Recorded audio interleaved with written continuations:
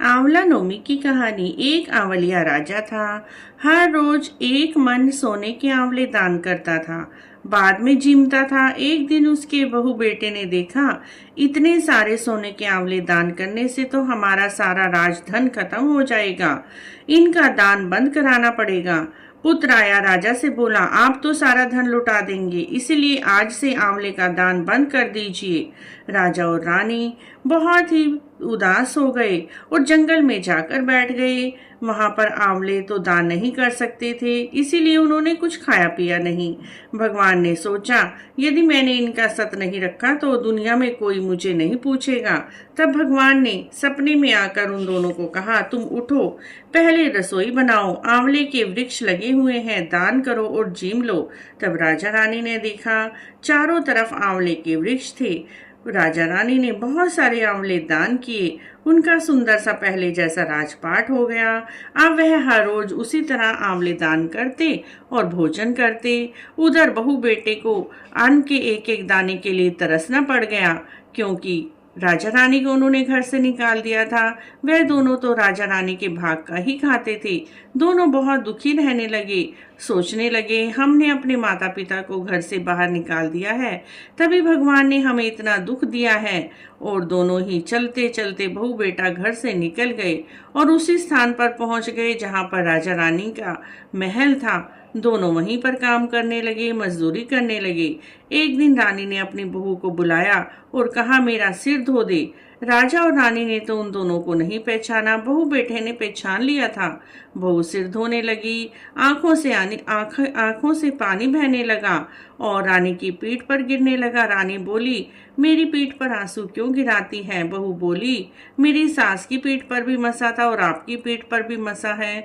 तब सासू ने कहा, हम ही तेरे सास ससुर हैं, तुमने हमें घर से बाहर निकाल दिया था और क्योंकि हम आंवले दान करते थे, लेकिन भगवान जी की कृपा से हमारे यहाँ आंवले के इतने सारे पेड़ लग गए और हम हर रोज आंवले दान करके ही भोजन करते हैं और भगवान जी की कृपा से हमें पहले जैसा राजपाट मिल गया।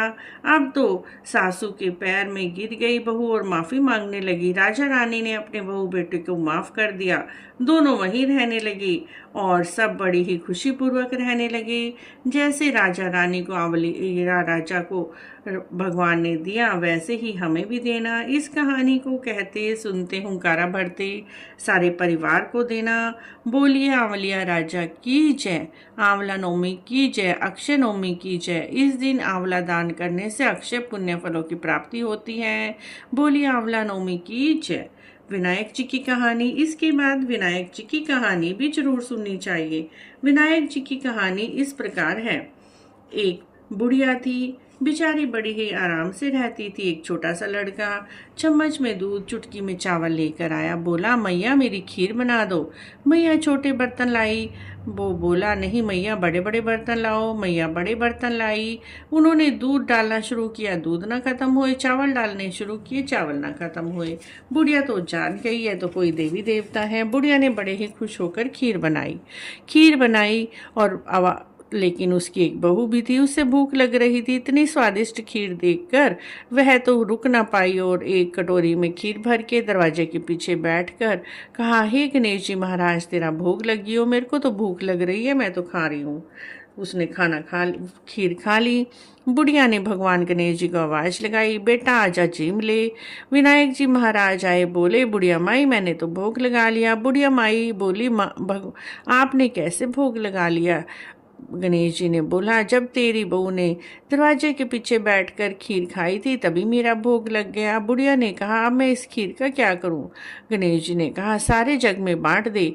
और गणेश जी ने फूंक मारी। बुढ़िया 12 बरस की हो गई। बुढ़िया ने भाग भाग के सारे देश में खीर बांट दी।